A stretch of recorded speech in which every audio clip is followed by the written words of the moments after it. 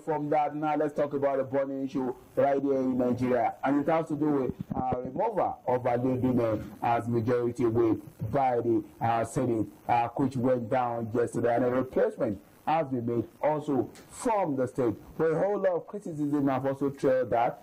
Some people are saying because it's been vocal about the current administration, criticizing them on some of the areas they've gone on, and that is why the party is trying to victimize him right there. But a whole lot of issues concerning that, and also as we should have guests with me this morning, as we take a critical look at that. It's a pleasure to have you this morning. Yeah, very good morning to you. Yeah, let's eat the ground on the band. Let's talk about the decision by the Senate to remove Ndume. When you heard about it, what's the first thing that crossed your mind? Well, it's one too many for Senator Ndume, and I'm not surprised because the current administration, with regards to some of the things they are doing, the way they try to suppress voices, it's not a surprise to see them trying to silence Senator Ndume. It's not the first time that Senator Ndume has faced such a thing. Under Senator Bukola Saraki leadership of the Senate, he faced even much more, much more tougher challenges. Even then, he was made, I think, a majority leader, and he was also suspended. So it's not the first time. And under this present leadership of the Senate, led by Senator Akpabio, we have seen him, do the same thing with Senator Ningi, and now is Ndume. You don't know the next person that may be faced with either suspension or removal from appointment or what have you because of position they hold. It's unfortunate that the kind of democracy we run, we struggle to accommodate people that have conviction to their thoughts. We struggle to accommodate different opinion to whatever we perceive. We struggle to, accommodate people with different character, and these are some of the ingredients of democracy that makes it unique. No matter where the person is coming from, no matter what the person say, whether it does to what you want to hear or not, he should be able to accommodate different views. Now that he has been suspended, and it is believed that he's speaking for the people, I hope he will be on the side of the people, especially when the people hit the streets. It's really interesting right there. But one major thing is the fact that the way a man I went about it, what some more people have criticized. He talked about some of the things, the current situation of things, the high rising cost of inflation, galloping inflation, and stuff like that. Which are major things, major issues on the front burner. But some people are criticizing the way a man I went, especially considering his position within the party, because this removal also coming through from the party, and the agreement has been made. Well, that's what I think on the side of the party have shown strength, because for a very long time we have not seen a political party that tried to establish authority over subjects, at least to try to maintain decency and maybe keeping to their toe some of the people that are elected on their platform to see that manifestos and whatever they promise the people. But then, is that the best way to go about it? In fact, at a point, he was advised if he wants to leave the party, he can go on. And get the opposition. You can't be within the party and be criticizing the party. No. You can't see me all over the world. Just yesterday we saw, was it yesterday? Yes. Yesterday we saw the politics in America, where the biggest critic of Donald Trump, that is J.D. Vance, was picked as a running mate to Donald Trump. That's another way of silencing him. I don't think when you are giving the opportunity to become the vice president of the country, I don't think. I think one of the major things is this. It's easier to criticize when you are a spectator.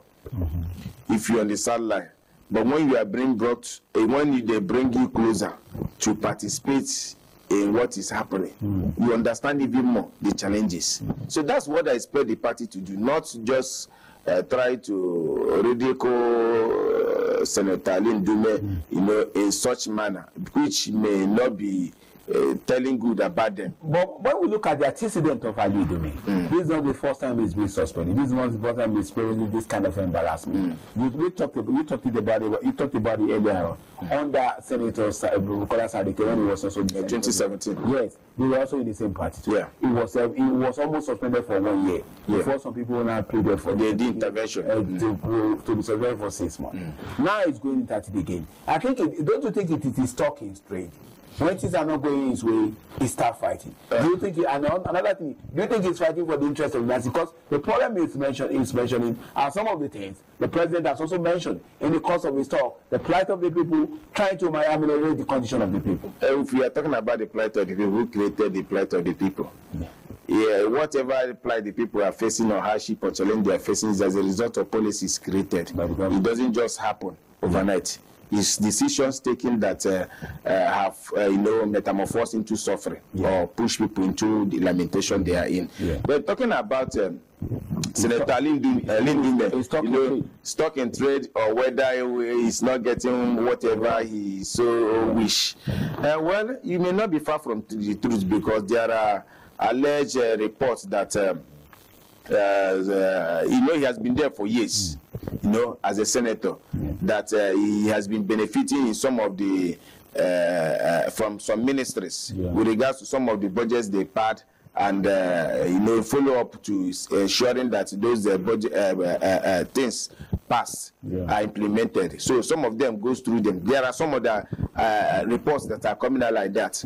There are also, if you recall earlier this year, when the current leadership of APC and the administration of the country, decided to move some department of CBN to Lagos with regards to aviation industry. That is, we see Lagos as a hub, an economic hub of the nation. There were protests, and such protests we are linked to. Most protests came from him. That he has his daughter working in the CBN. You understand? And most likely in that department, and he wouldn't want his daughter to move far away, things like that. There are no smoke without without fire. But then, I think in this circumstance, we should leave the messenger face the message. Okay. Everything he has said with regards to. Okay, we'll get to the message. Let me hold your thought a little bit. Let's also link up with our comrade Gerald Kachi, linking up with us via Zoom this morning also to also join the discussion on the savory comments of Ali Ndume in suspension of the majority by the Senate right there. The implication of that. Hello, are you with us there? Yes. Good morning. Good morning. We've been talking about the suspension, the removal of Ali Ndume. We've been discussing it right here in the studio. What do you make of this? Firstly, let me say, our democracy is a partisan democracy. And when you're a member of a political party, in this circumstance, you are made to be loyal to the hierarchy of the leadership of your party and to the policies of that government too, and the other political party too. When you have reservations, you don't come openly to castigate that government, because you're part of the government and part of the political party too. So Senator Ndume, which we know to be a very vocal person and somebody who does not have keep to his reservations, was just doing what he's known for. And his political party, the APC, have to weigh their dispute. Even in advanced democracies, this is what happens. No political party, I think, will tolerate that. The political party, a member of coming openly to castigate the party. And so, because for APC, they are seen as Senator Ndume as someone inciting the people against the government of the day. And I don't think they will tolerate it. And him being the leadership of the party in the parliament, that to them would not go well. And that is why I think the party came to make their dispute to him. And advising him, he is no longer comfortable with the political party, he should join in a opposition political party. Then the Canadian has won the government of the position, then he can openly castigate the government. So this is what I see. no political party in this our democracy can condone that. Even in advanced democracies, as I said earlier, you are expected to relate to the mandates that brought you to power.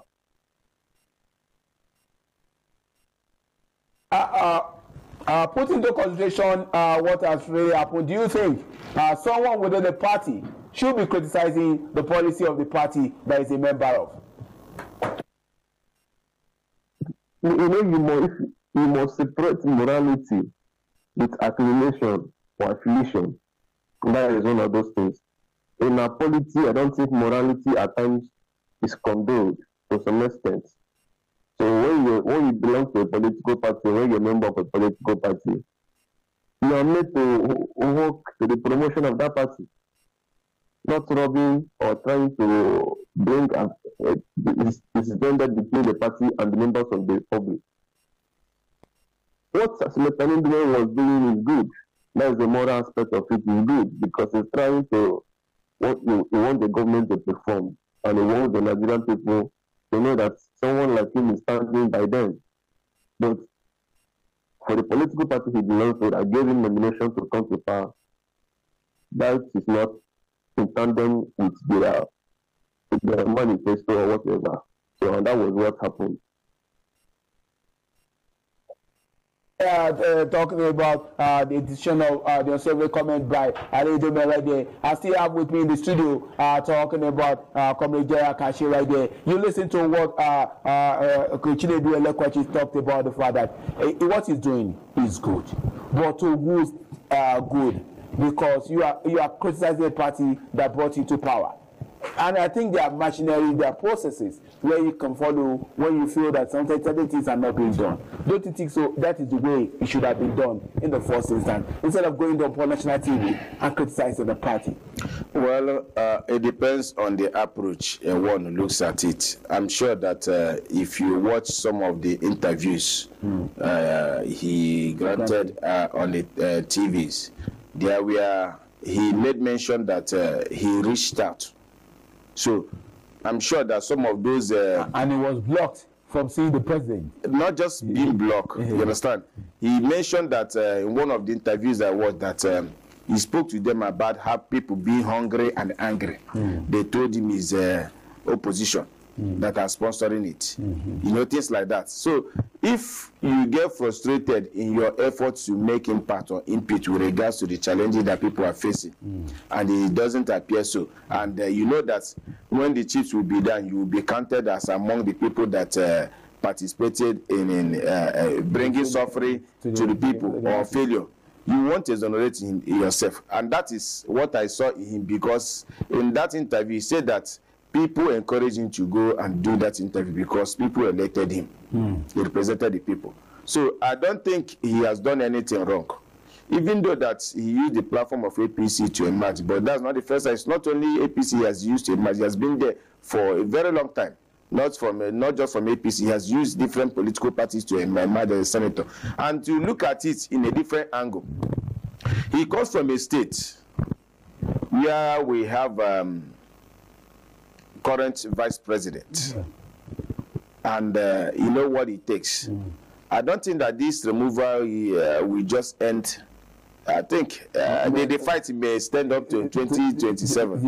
You understand? They may want to toe the line of Kaduna State government the way they fought one of our comrades, Comrade Shehu Sani. You understand? And some of the things Shehu revealed did come to pass. Currently now, the state government of Kaduna State proving the previous governor for the kind of loans that Shehu killed against. You understand? And today we are seeing maybe Senator Ndume rising up to call for proactive measures to curtail or cushion the effect of hardship the same party brought to Nigerians with regard some of the policies they are initiating. That one can say that it was not well thought out before they start implementation. Even though that it may be a laudable thing. You know, you can do good things, you can do laudable things in a wrong thing, it makes everything wrong. Exactly. So that's the situation. Okay. Let me go to Comrade Elekwachi on the community on this issue right here. Please continue to allow individuals to go at them probably on national TV and the newspaper. We did not lead to a problem within the party or probably the demise of the party if everybody continues to attack the party and use national TV or dailies to attack the processes of the party. What do you make of this? Okay, I think we're going to get back to Elekachi in the course of the program right there. But I still have Comrade Elekachi with me in the studio right there. Let me have your take on this. If every party continues to allow individuals within the party to go on national dailies and TV to attack the processes of the party, you don't think this might be a problem for the party? No, it's not. I think anything that has to do with party members, you know, standing up against some of the decisions the party are taking with regards to the impact, either positive or negative, is one of the rudiments of democracy, which we sometimes call check and balances. You understand?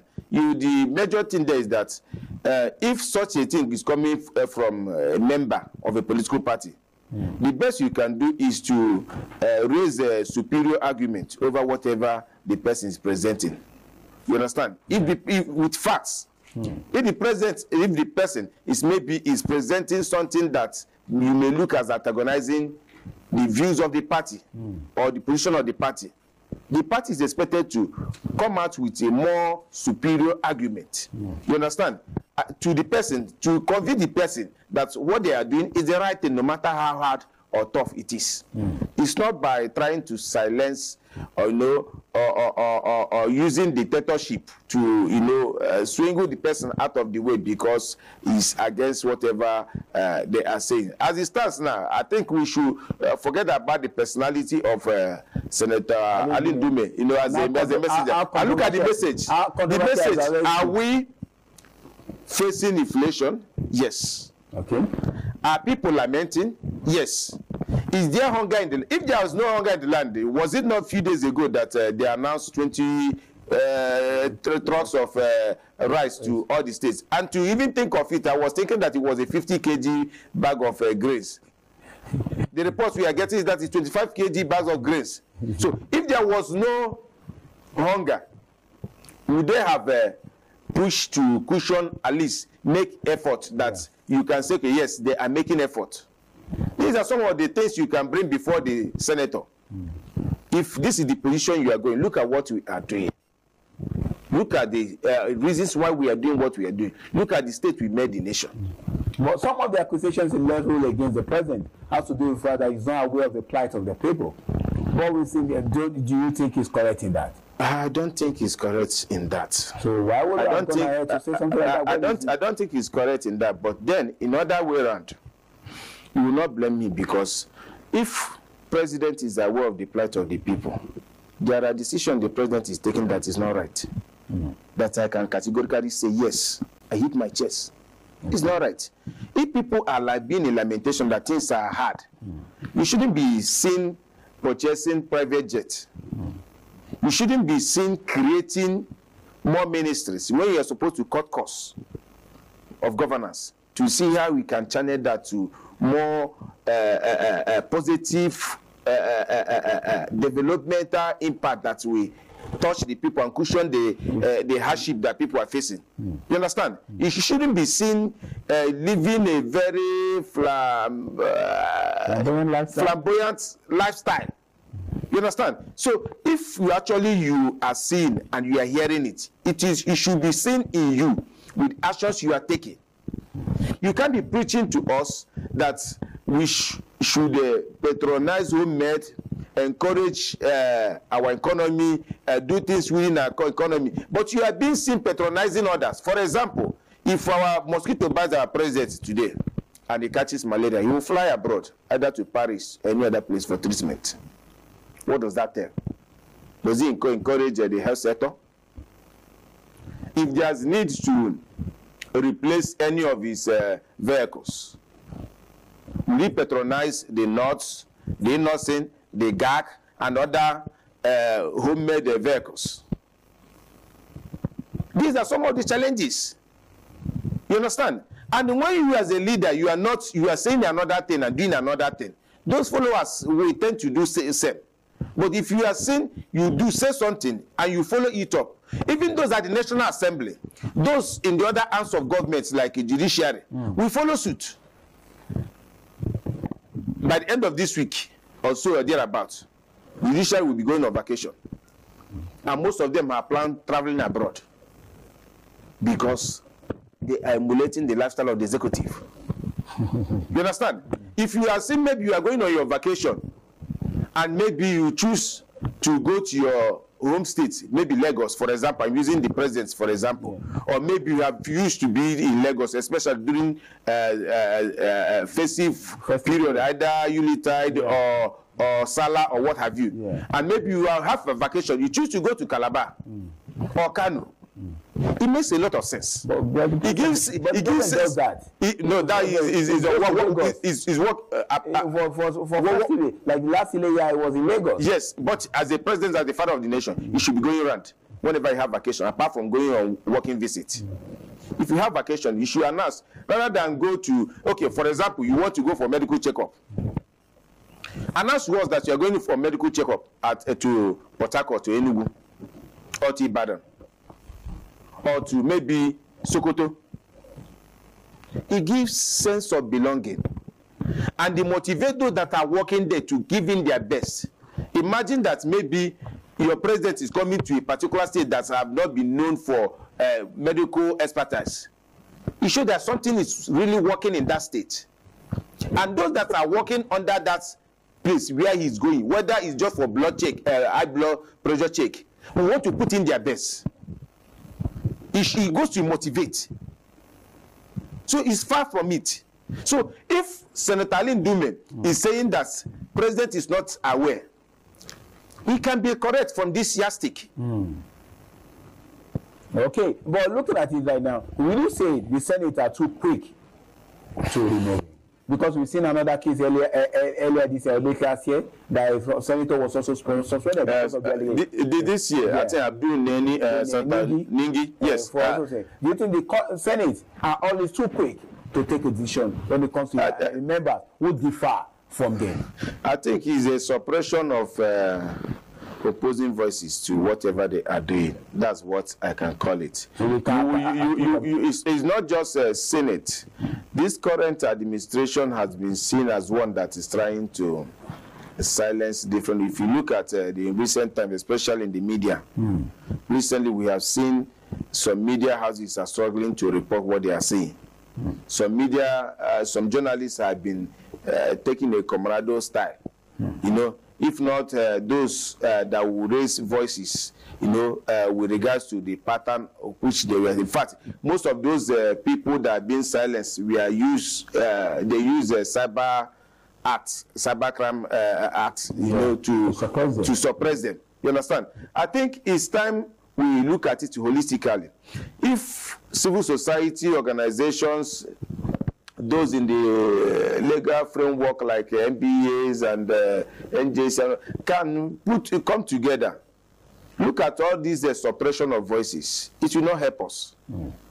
Because on this in case of Ningi, you may say that there are some things he said that we are not correct. But on the case of Ali Ndume, is there anything he has said that is not correct? Are we not facing hardship? Is the price of food not going more than 300% up? Are we not facing inflation? Is there anything that he lamented there that is not a reality?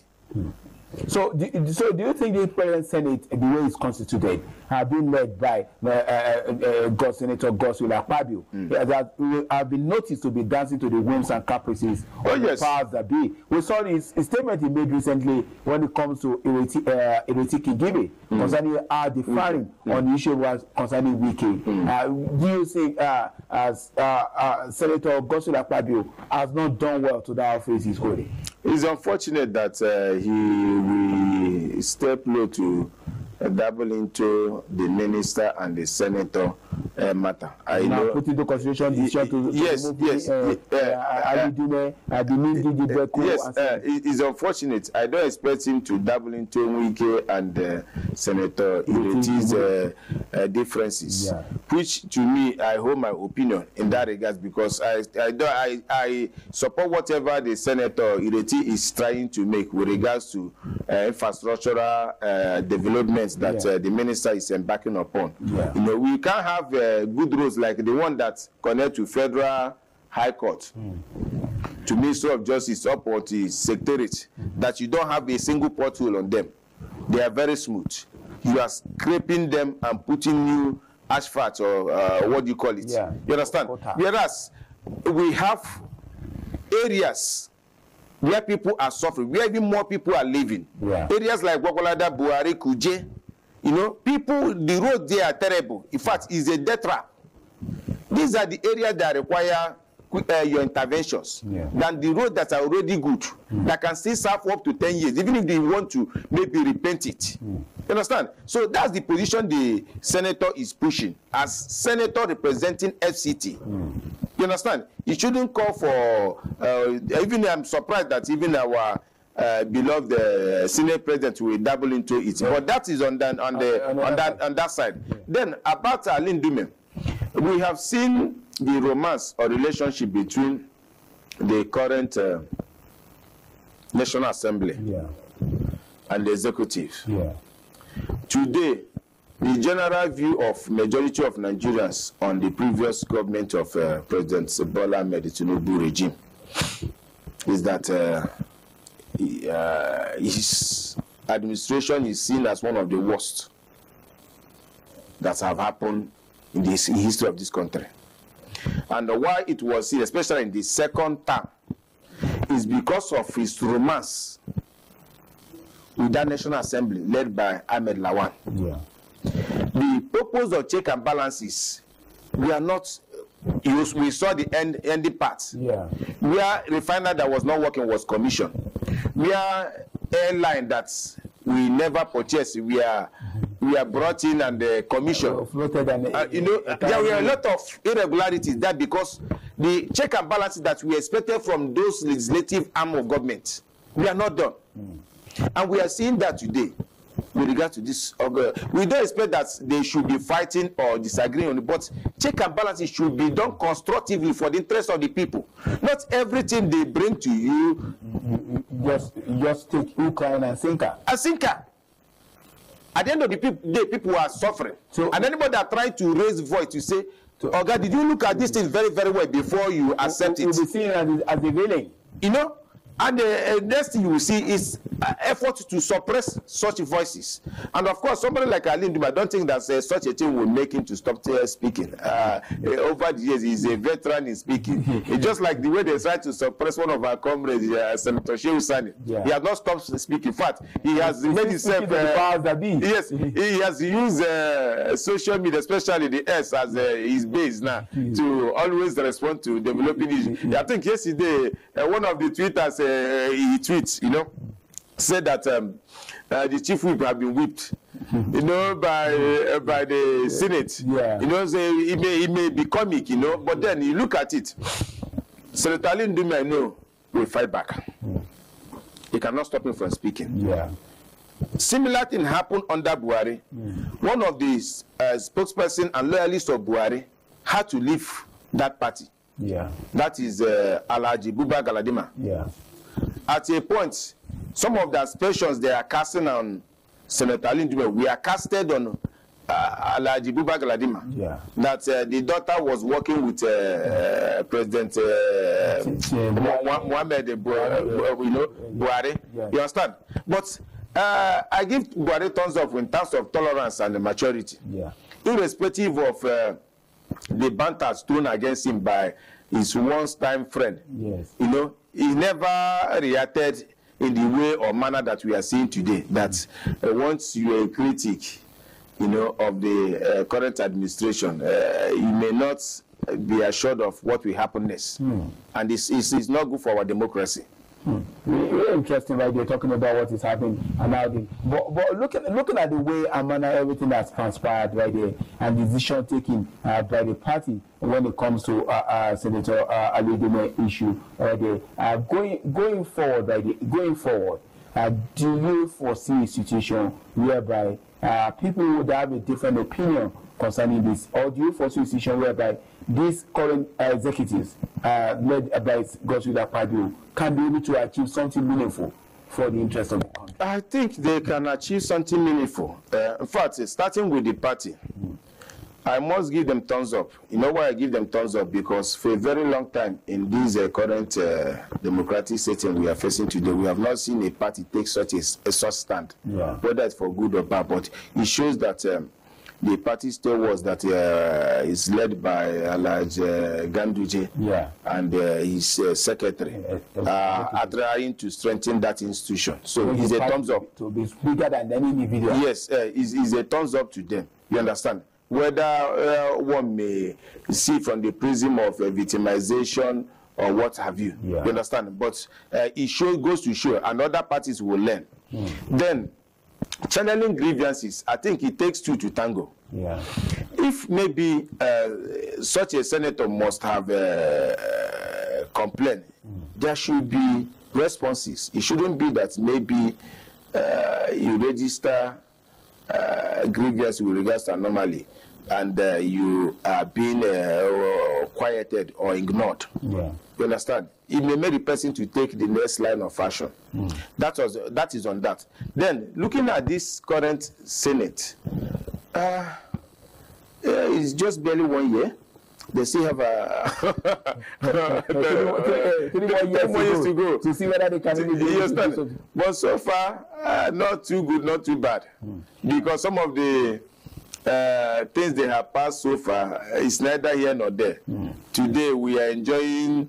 It was not yesterday that the president launched disbursement of student loan. You understand? That is part of the thing the current legislative leadership inherited from the previous one. You understand? And now they are looking at constitution amendments, electoral act amendments, etc., etc. And they have pledged to enforce or give energy to Supreme Court judgment on autonomy of the local government. So let's see how it will end. Okay, just before we let you go on this matter, before we link up with our Benin Network studio right here, looking at what the party has done and asking him to either leave the party if he has different opinion, do you think it's right for the party to have taken that stand? It's a feeling of misreaction. You know, it's just like you sending your child or your ward out of the house, which no matter what the situation is something that can be remedied in-house. You know, asking him to leave the party is not the best thing. It's unfortunate in that aspect, asking him to leave the party. If you ask Senator Ali Ndume to leave the party, how many will you ask to leave? Because after Senator Ali Ndume, there will be another person who also may have a different opinion. You understand? So what are you trying to do? To create fear, or it's so that nobody with that fear of being asked to leave the party or suspended, you can't speak up. And at the end of the day, if you can't speak out, people that send you to represent them will feel embarrassed that you did not do well. I must say a big thank you to you, Comrade Jerry Akachi, this morning for joining us this morning and throwing light on the unsavory comment by Senator Ali Ndume and decision taken by the party and the Senate on his removal right there. We'll link up with Daniel at our Benin Network studio right there.